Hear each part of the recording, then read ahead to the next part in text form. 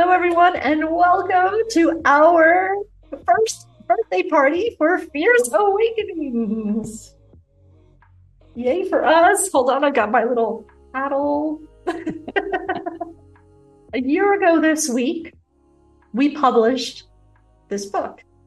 It's a collaborative book with 12 women from all over the world, from all over the place, from different ages and from different journeys in life.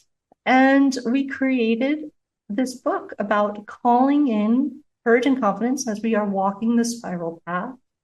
And the spiral path is this, maybe Sarah will explain this a little bit more as she comes into her chapter, but the spiral path is this journey that we're all on where we are walking into our hearts of courage and taking each part of life as it comes and kind of we're walking on this spiral journey instead of a linear journey through time. And it is a much more reflective way of moving through life. So the book really encompasses this way of approaching the world through our own stories and our personal experiences in life. And we spent about 9 months together as a circle of women coming together to write, edit, and publish this book. The book was published on September 21st, 2023 by Red Thread Books. And that was an extended publishing community where we had a lot of publishing support and a really thriving community of writers who helped us move through all the different phases of bringing a book together and putting our stories out in the world. So before we get started, I just would like to introduce all the co-authors in the room, or have them take just a moment to say hello and introduce themselves. I'm Jen Balco. I was the lead author and developmental editor for the book. And I'm going to go to Susan, who's next on my screen, so she can say hello. Hey, everyone. Celebrating, happy. We did it. It's great. We'll go to Sarah next, who's next on my screen. Hi, I'm Sarah Hoskin, and I wrote chapter 1, The Spiral Path, which contributed to the name of the book. And I am just excited to be here and to be coming back into circle with all of you. And to celebrate. Go to Joanna. Sorry, garbage truck. I'm out on the porch. A garbage truck just went by. I'm Joanna Lynn Steffel, and I contributed to the chapter "The Sacred Pause," and I'm celebrating our book baby and me going into my 39th year with these wonderful wise women. So grateful for having both of these, the container and the book here. So excited. To Joanna. And then rounding us up for today is Roxana. Hi, everyone. I'm Roxana. I'm here in Oakland, California, and my chapter was Allowing Grief, Listening for Love. I'm so happy to be here on our book anniversary with all of you and all of my friends and family who joined. Thank you so much. And thank you to everybody who's joined today. Thank you for being part of our birthday. We are going to be sharing this. And thank you to those watching the recording of this later on. We're really excited to keep this ripple of our book going, and just honoring also the other 7 co-authors who are not able to be with us today. Life is very full right now for many of our co-authors, and between juggling family and work and really important responsibilities in their communities, they're not able to be here at the time that we're here, but we are holding them all in spirit and are very much part of the journey. And speaking of, Josette's going to be joining us. So Josette's coming in, and Josette's one of our co-authors. Let's just get her in. And Josette, what a nice surprise to see you. We're so glad you're here. Happy birthday. We were just getting started. I miss you all. Hi, everyone. And you're perfectly timed. We were just going around the room saying hello and introducing ourselves a little bit. So, Josette, Yeah. introduce yourself and say hello, everybody. Oh, wow. Okay, so here I am. I'm Josette Mills. I'm a midlife and intimacy coach for midlife women. I show up in this space to provide support around building intimacy, spelled with M-E in the middle of there, because it's around emotional intimacy with yourself and with others in a relationship that you desire to connect with. So, um, it has been a journey since last year. Just looking back and just seeing the difference of me showing up, as well as having such a beautiful community with you all, is, I don't know, it's like hard. Every time I look at the book, it's just that general reminder of what I stepped into and didn't let it hold me back. And I appreciate you for being the visionary, bringing it to life, Jen, and the genius of all the other women that was honored to join on this project. So thank you so much. That is such a perfect lead in to where we're going next. Oh, okay. Showing our genius by reading. You got your book handy, Josette? You can read our excerpts. We're going to go in chapter order as we are on the screen. So just that reminder, it will be Sarah, then Joanna, then Josette, then Roxy, Susan, and then me. Okay. We're going to read a little bit of our genius and share it with the world again. And then for the first part of this, we're going to read it and reflect on what it meant to us when we wrote it, and then reflect on what it means to us now. Short, concise. And then we're going to have the discussion about the journey on the spiral path since the book. Oh, sure. Okay. And then we'll go into that. And then we're going to unwrap it, our book, and make a wish for our book. So, ready, Sarah? I am ready. I think it's perfect. I was drawn to start to read this particular paragraph because it seems like everything you've been talking about and obviously what the name of the book is. And so here we go from chapter 1. To walk a spiral path is actually a feminine pilgrimage. We do not need to walk far or fast. Rather, we are called on and reminded to walk slowly, deliberately and deeply wherever we are. Well, this spiral path and these sacred sites have actually provided me with the map and the pathway I needed to connect with my true self. The spiral path is actually available for all of us, both within and outside of ourselves. It is both an inner and an outer journey, accessible simply through the asking. And that feels like, for me, it lies in the center of the spiral because, and I guess I wanted to add, I love that Roxy brought in where she is. I'm now living in the center of my spiral path in Cornwall, honestly, in the center of the spiral.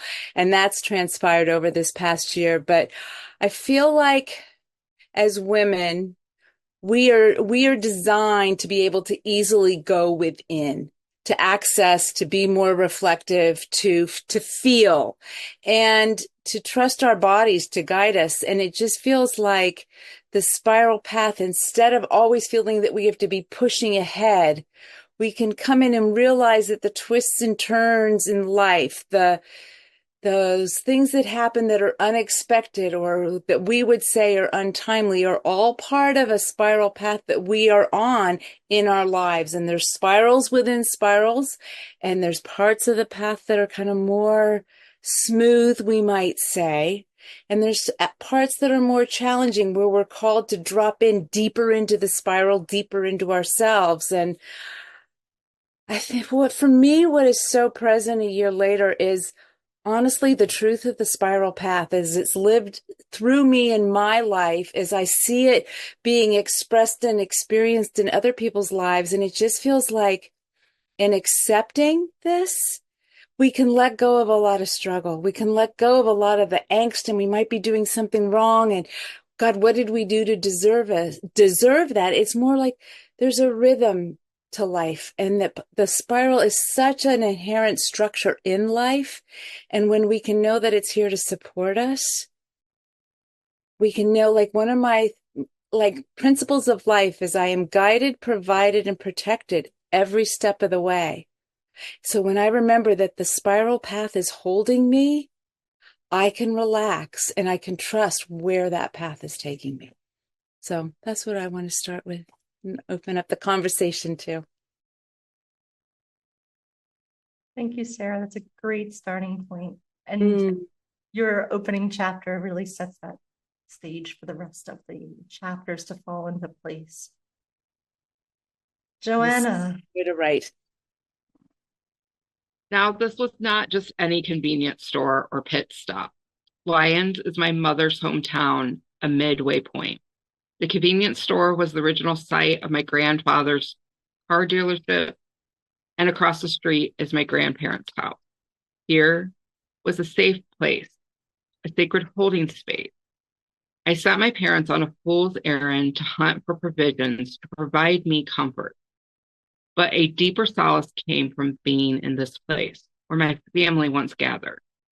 While staring at the droplet of water falling down the window, I was alone and ready to release the tears that I had bravely held back until this moment.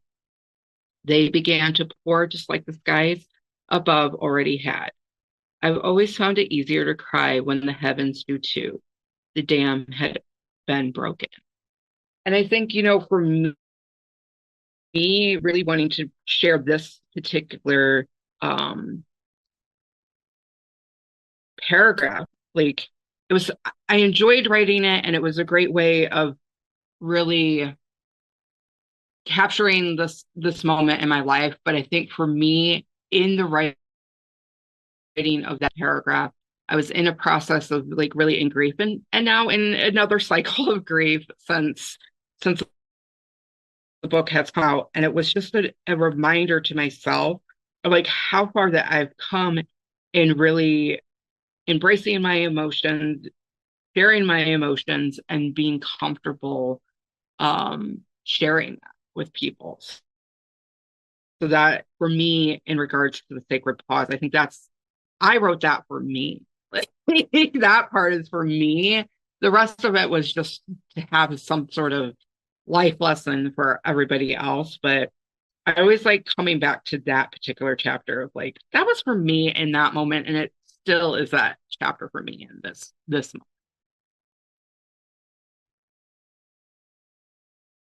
Said Joanna, and I think that's true of a lot of the writing process, right? We write for ourselves first to move through stuff, and then being brave to share that story with the world. And that leads us right into Josette's about what happens when we do too much people pleasing.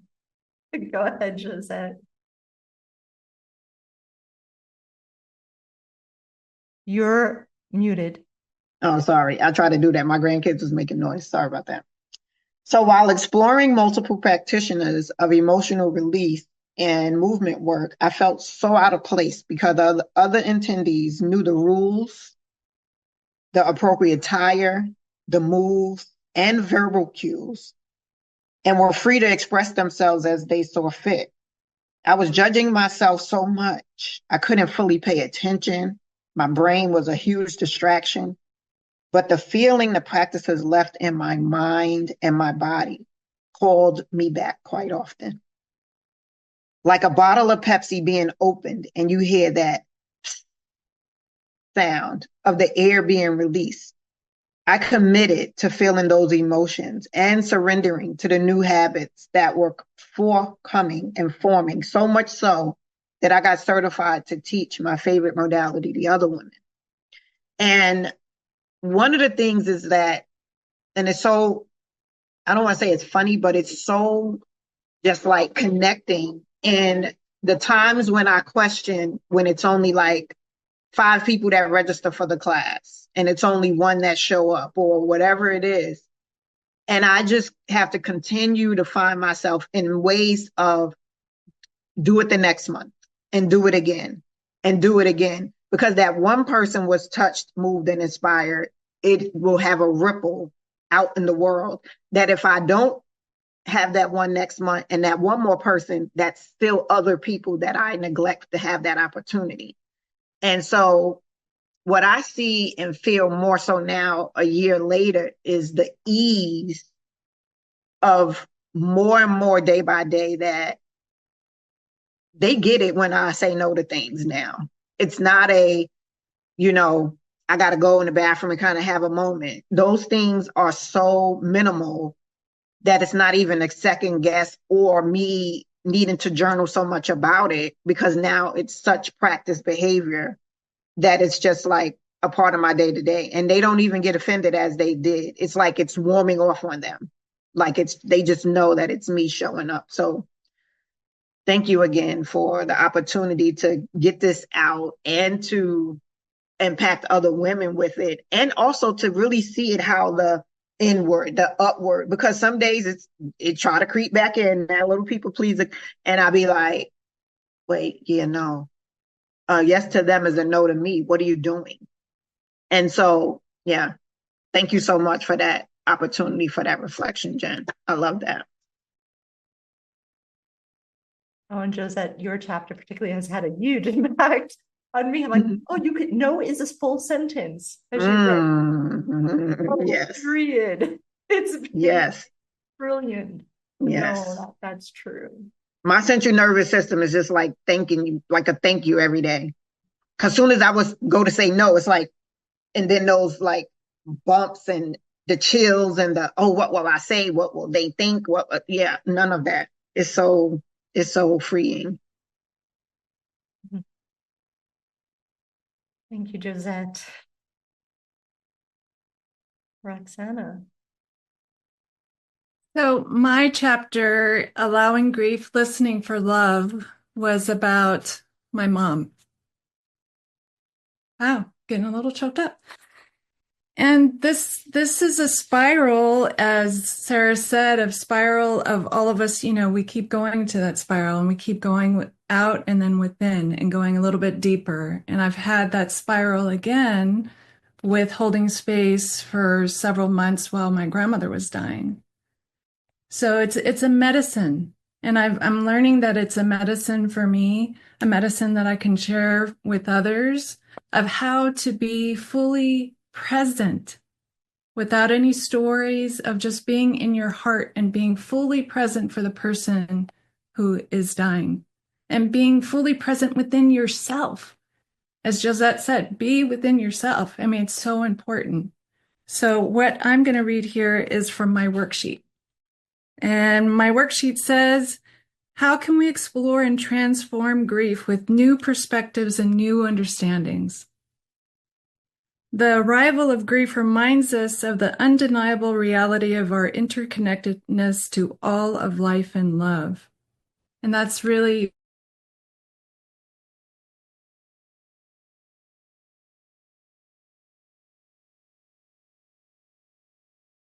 we're on this journey. And I may have frozen, but I just want to say that if there's a takeaway for you, just know that we all have different stories, but we're all coming from it. I'm going to take off, but we are all coming from it with love and presence. And we're all holding your hand on whatever journey, whatever spiral journey that you're on. We're all here. And I hope that you feel that when you're reading each of our chapters. Thank you.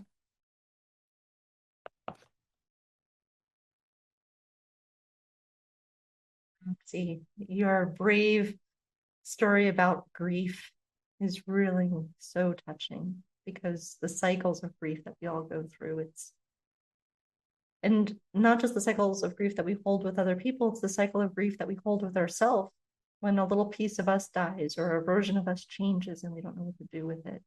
And I go back to your chapter, Nay, like, just love it up, love it up. Oh, thank you, Roxy. Susan. My chapter is Searching for the American Dream. And I wrote this while I was sort of like a step back. This is the paragraph that was motivated me to make a big change in my life. When I was 2, I climbed a colossal oak tree in our yard and couldn't get down. As the firefighters rescued me, I squinted into the horizon of limbless possibilities and thought, someday I will go to the far reaches of the world. At 52 years old, I stepped towards freedom. And the funny thing about reading this chapter now is that my chapter is about making that big move, which I packed up everything, 2 suitcases and my granddaughter, and moved to the United Arab Emirates, where I stayed for nearly 20 years. And then since writing this chapter and since my big move, I made another big move back to the United States, which has been very interesting. I feel like in the past 20 years, I like the move back here has been much more challenging than the move over to the United Arab Emirates. And culturally, I'm kind of behind on things. I moved into a new house, and my granddaughter, who lived with me in the United Arab Emirates, moved back into my house in Santa Fe. So she did actually make a big move herself. And she was very, very scared about doing it. She left from Portland and came to Santa Fe, which is probably extremely different if you think it's one's being arid climate and the other one being tropical. Just weather-wise, it was a big change, but also Santa Fe is very small. But I think what's been really interesting is not just my transition, but looking at her and deciding to sort of like, I'm going to pack up everything, drive for 3 days with my dog, move into a new city, a small city, and I'm going to see if I can make it. And what's been really cool about that is that courage that we both did, where we just made a move and said, we're going to do it. Nah, don't think about it too much. Just going to make the move. It's kind of like, it's a life lesson. It's like you can change your life and you can just change it just like that. If you just make that decision and then trust that you're going to make it work, which is what she did. And I guess what I did. So I'm back here in Santa Fe, New Mexico, trying to make it work again. Susan, thank you. I am 52 now. And when I read your chapter, I'm like, there's so much possibility. There's so much possibility. Life doesn't end at 50 something. It's just beginning. And like you've said, and like others in our cohort of co-authors have constantly reminded me, there's always something else coming that we don't know. And that we have to trust that we do have the resources inside us and that we do know. And that's what my chapter is about. It's the wind that whispers to me. And I've been fortunate in my life to have guidance from some version of my higher self or the universe. And it comes usually to me as a message, a very quick command almost, that I'm supposed to go out in the world and do something. So that's what I'm going to read from my chapter. Every once in a while, a wind that's mine to hear rises up, and every time it does, it causes a pivot, forces an unexpected and courageous shift of direction, and rattles my confidence. The last time it happened, a string of words floated in on a warm June Mediterranean wind and offered this instruction. Before you're old and broken, go for a long, long walk. I chose that passage before I knew what everybody else was going to say. This was all spontaneously. Everybody chose their own passage.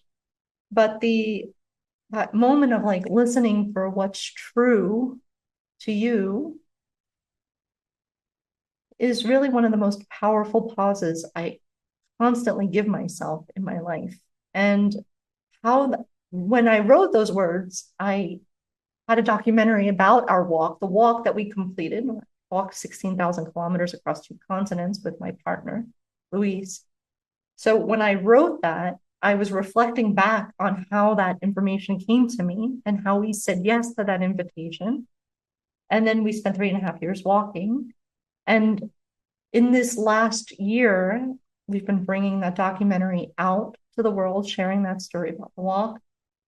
I published another book in 6 months' time called The In-Between. But this book was sort of a preparation for me to write another book that was very, very personally and very emotionally based on how I've journeyed from fear to courage. And I think that's what all of our stories reflect, is that there was a moment when something was happening. We had to make a choice, and it was probably scary. And there were all these other emotions that we knew or didn't know we were contending with. And then we did that thing, and we walked that spiral path, and we found the courage and the confidence that we needed to do it. And it wasn't easy all the time. And sometimes it was super easy. But most of us have had the journey. And I think that's what I'm most proud of for all of us, is not just that we did that thing called this book, but all the steps that we took to get to the point where we said yes to this book. And then to all the steps after it, to continue to let this book be what it needs to be in the world, and to let the ownership of those stories that we shared take us in a different direction, upwards, inwards, outwards, whatever direction we're meant to go in.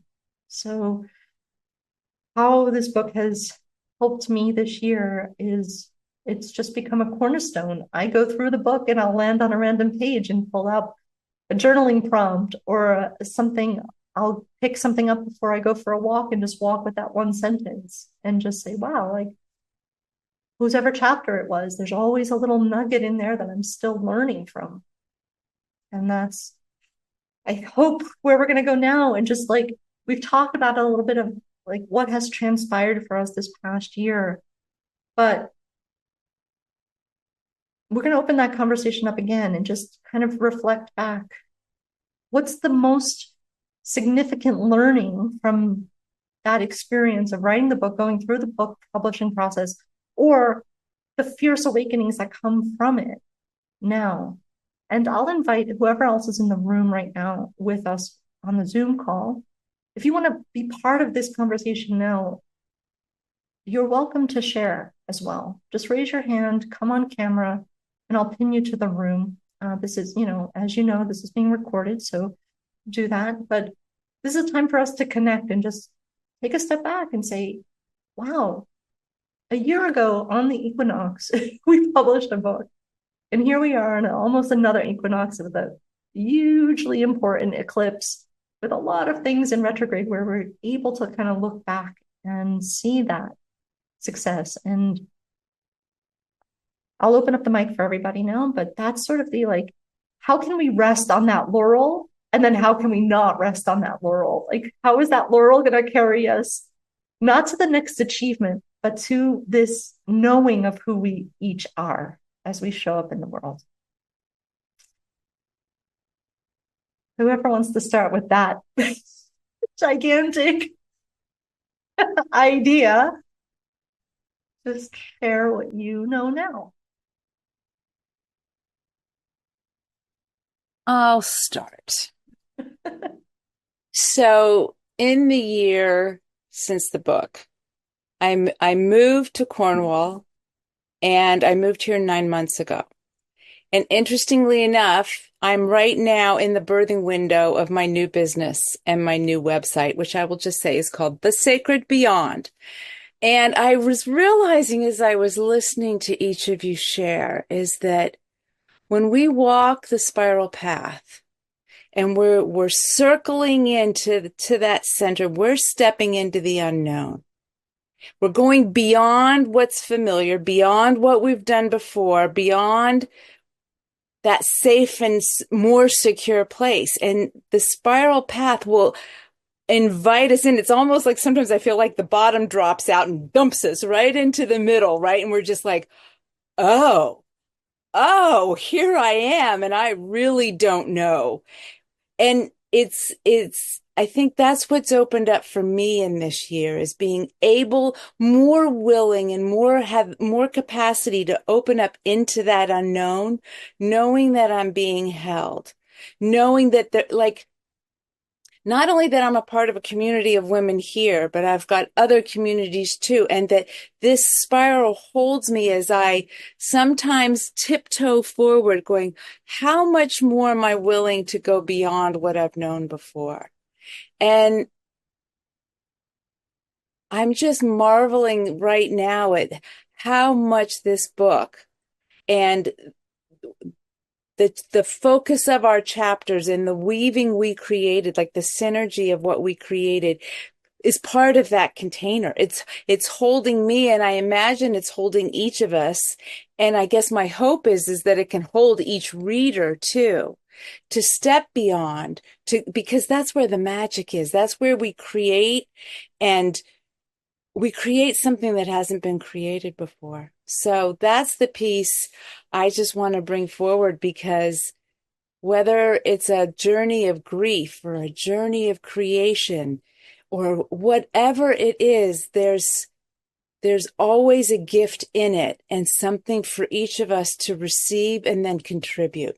And so, yeah, that's what I want to bring forward.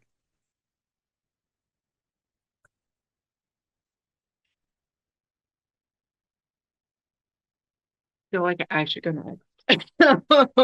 I really just listening into what Sarah was saying, and that I want to echo that piece of this book being a holding place for anyone who is in a place of that calling coming forward, of being courageous and confident and maybe stepping on a different path than they intended, that they hoped for.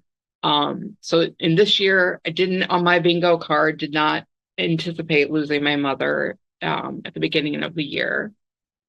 And I think another piece that I want to highlight is just like the community aspect and the container that this book was birthed in. And just the power of each of us individually having that courage and confidence to be where we are, like just be where we are, be in what we're in, and also having the courage to put voice to it. I think is really what's come to me this year, of just being able to be like, yeah, I talked to Jen before we got on, and I was like, yeah, it's just been kind of rough. Like, it's just not, it's not the birthday that I anticipated. And, it's hard. It's hard when you're in that. When mom was somebody who celebrated the book, celebrated everything about me, wherever I was, good, bad, ugly, and in between. Like, but also having that knowing that she's still here in all of that. And that part of my walking life is carrying those lessons that I learned from her forward, and the lessons that I've learned. Because one of the things that she told me, like, I was like, what's going to happen when you're gone, Mom? And she's like, you have other wise women around you who will carry you through the time that the time that I go from here to the beyond, And so that I felt that very much so, and deepest gratitude to all my sisters here upholding that space for me when like the transition was happening. So that's where I'm at. I'll save my wishes for later for what I want to happen with the book.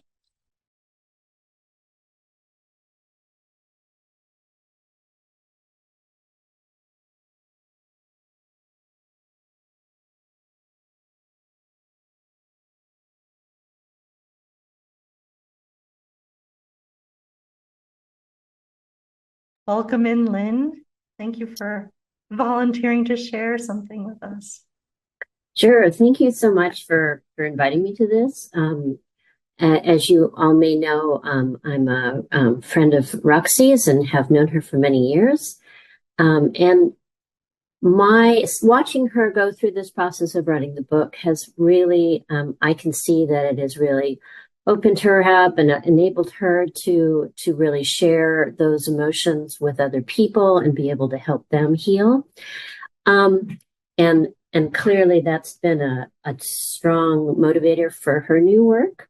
But it's also really nice to see how you all have interwoven your lives and been able to support each other through this endeavor, and also just moving forward from it as well. Actually having done this and making sure that, okay, I've created that space, and then how do I take this forward is really very impressive. So thank you all for allowing me to be part of it. And you've done an excellent job with this book. So I hope that you all continue to carry through all of the emotions that you've shared with everybody else.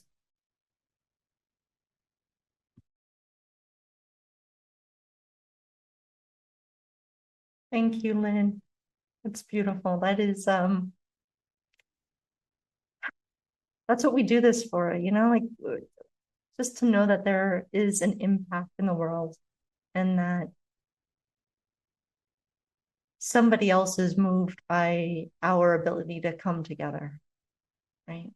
And the ripple that we keep sharing. It is true. We do have a pretty active sisterhood. We have been meeting monthly throughout the entire process, and then for about 6 months after the publishing of the book, we still have an active WhatsApp group. So when we need support, we're still here for each other. And as I mentioned in the intro, like we have some sisters who aren't with us today because they are doing inspiring and things that need a lot of strength and courage, and we're holding them with us here, and they each have a story to tell as well. So thank you, Lynn, for noticing that for us. And I think my work's done. Like, that's it. If one person feels that way about the book, then that's it. Maybe our work is, that's enough. And I'll mention that. I'll just kind of go with that vibe, because one of the things I had a vision the other day that I was inside a jail, right? And when I kind of came out of, it was a dream. It was very early in the morning, at like 5 o'clock in the morning. So that's a message dream for me. And I was ignoring that I was inside a jail. And I was reading, like whatever, and just ignoring that I was in there. And all these other people in the other part of the jail were asking to be released, and the cell was open, and they left. So the thing that I've been working with that's me putting myself in jail, right? That's what holds me back. My issues around scarcity, my issues of unworthiness, my issue of not doing enough and grasping for more. So the point of that is that having this community, having our book community, and knowing, like Josette said too, like, it doesn't matter if only one person showed up. It doesn't matter. It doesn't matter in the end. And it matters so much, right? It matters so much, and we give it so much importance. But then we can let that go, and we can just say, this is going to be whatever it's going to be. And I don't need to grasp all the time. I don't need to hold all that. And I think going through this experience of creating the container and co-creating the container with all the women in the space has been just so uplifting for me. I've never experienced that kind of co-creation before. So I hope it's not the first time. I hope we come together over and over and over again and find ways of weaving together. So before we go into like sort of the unwrapping of our book and a little bit of a meditative journey, any other thoughts about what's transpired this year?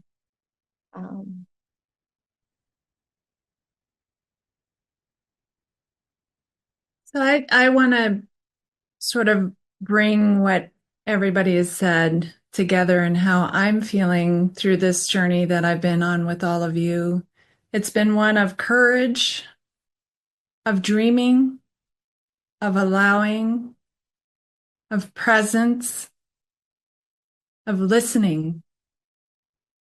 All of that really has been such a gift for me to really step into me and step into my gifts to share with others.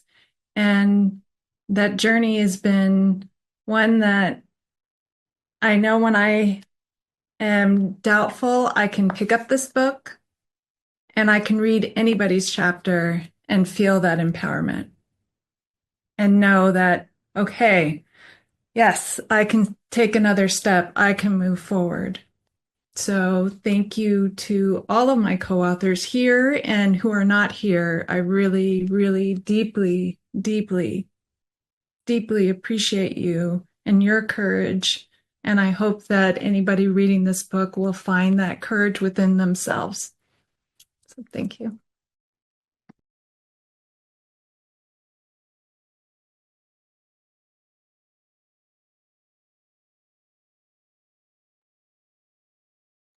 And is it celebration time?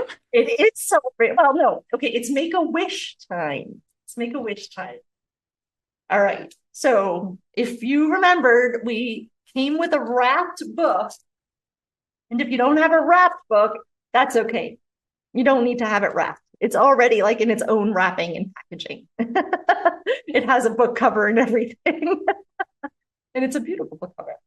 So as you hold, I'm just going to play some music if I can remember how to do this in Zoom with the new buttons. Hold on one second. Just going to allow yourself to unwrap the book. And I'm not going to do a lot of talking. I'll guide a little bit, but this idea was originally suggested by April Lee, one of our co-authors. And the idea is to make a wish for how the book wants to continue to be in the world. And the idea behind it was that we don't need to push the river with it, right? Like we can do the marketing around it. We can still promote it. We can still get it out. We did a lot of that when it first came out. But the book is meant to live in another way now. So the wish is, how do you want it to live on? Okay, so let me just pull up some music, just some, I wish I had JJ's music, but I don't. So we'll just go ahead and pick the one that I already had. And this is it's a little long, but I'll shorten it just a little bit, but it's called Waking Up in Limbo, right? So imagine that we're at this crossroads, right? As this music is coming up.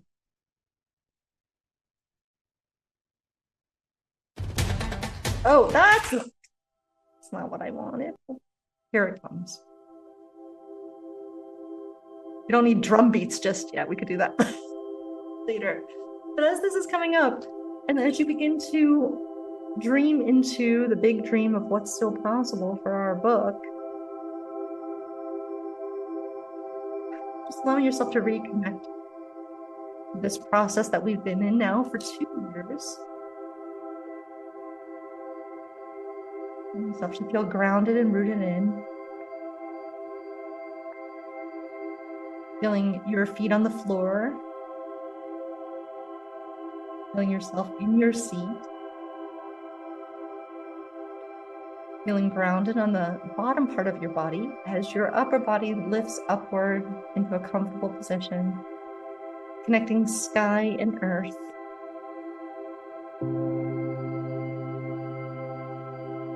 Bringing in the air element, new ideas. Bring in the water element so that we move with the flow of light. Reflecting on where we've been, where we're going. Calling in the fire element so that we can dance with joy as life calls us forward.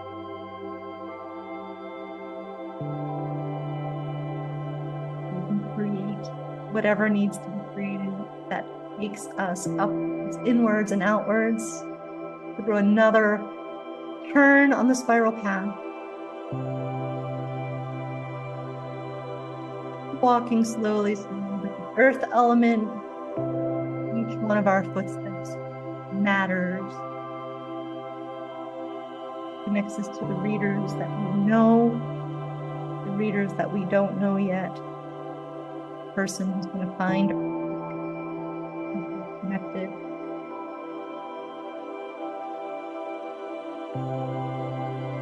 Imagining now that the spiral path is more like a creative spider's web, where we're connecting all these people, connecting to each other, connecting outwards, growing that silk cord to somebody else, weaving a beautiful tapestry of people around the world who love our stories and don't even know our stories yet.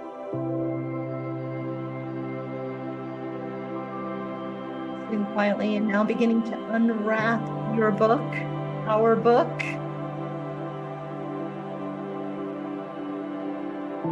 Taking a minute to make your wish.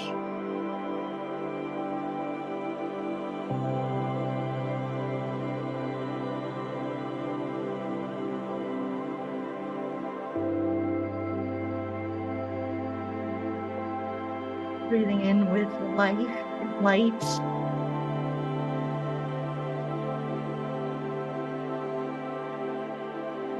Breathing in with trust and hope.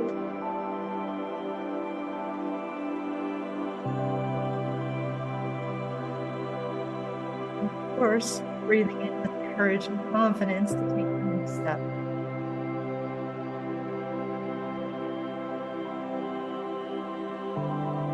Whatever way feels good for you right now, just placing the book on your heart, placing it on your womb, hand on your heart, hand on your womb, like Sarah always tells us. However you want to seal in this wish. The biggest wish that you can dream. For the book, for yourself as an author, for us as a sisterhood, for the world that we live in.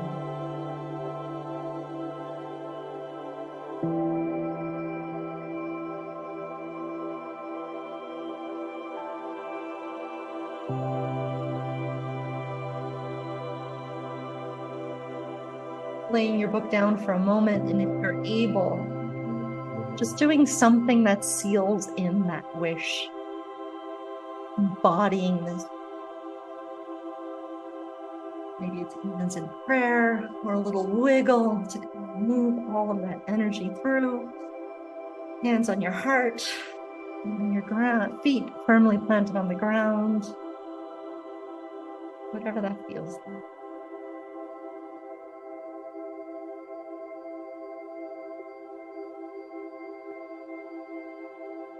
Josette has the right idea. Embracing ourselves with all the love that we need to carry this dream and wish forward. Embracing each other and knowing that we are the support system that we need to make our dreams happen. And trusting that the book's going to go wherever it's going to go.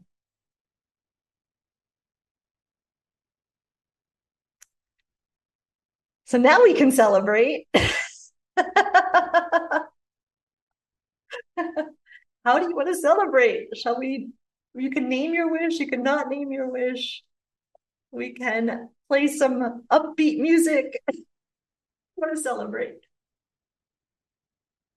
We're saying happy birthday to us. Happy birthday. Woohoo! Happy birthday. Are we going to all sing happy birthday to us?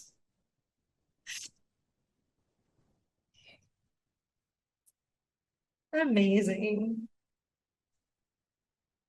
I think we do need a celebratory song. Shall we dance? Yeah, all right. Hold on, let me go get something. This other song that was Waking Up in Limbo, I'm gonna put on now, Holding On to Hope. But I actually was hoping that that song would be Sending Out Hope. So let's kind of move with that a little bit.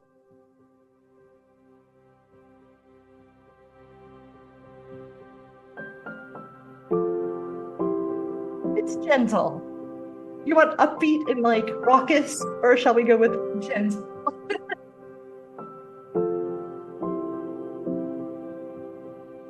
All right, we'll stay with this one.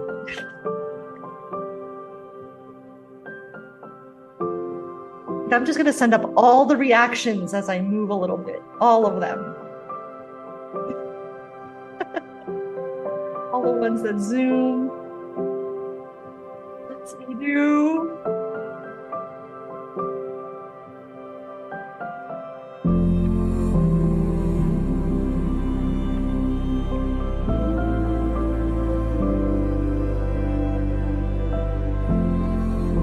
Fun that Zoom added all these things with effects.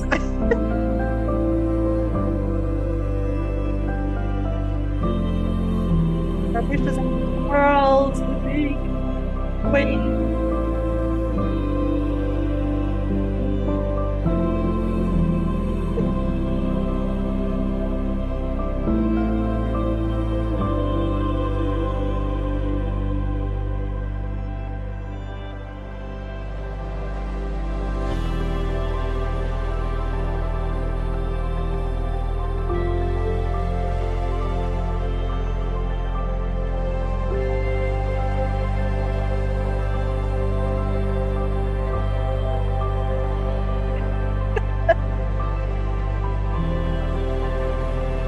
To hope, sending out our hope, our light, our love. That and we send it on the ground.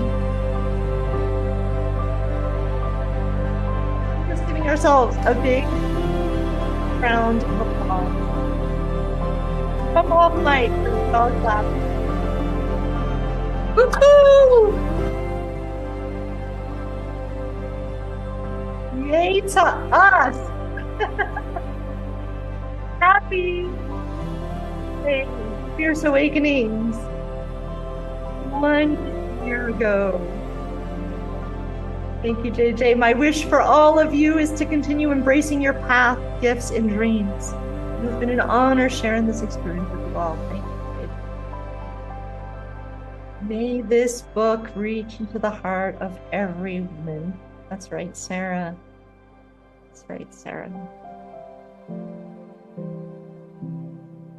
Thanks for allowing me to be part of this celebration. This bouncing baby book is able to grow with your continuing support of one another that also reaches out to others. Thank you, Lynn. That's enough, and we are allowed to want more. That's right, Joanna. And Lynn said again, it's both enough and a strong beginning. So thank you for that. Thank you for that. We do have a giveaway. So the three, I'm going to stop recording this because there will be there's a giveaway. So I'll mention that to the group right before that. But let's all come off mic and just bid farewell to the recording. And thanks for creating this space, Jen. I appreciate you. I appreciate all of you here. Happy birthday. We're amazing. We're amazing. We're amazing. We're amazing. May this ripple out to all those who may need the support and who are just ready to receive. Mm-hmm. Well said. And I'll add, and that we are also ready to receive whatever comes from that ripple. Yes. Thank you, JJ. Thank you, everyone. You take care as well.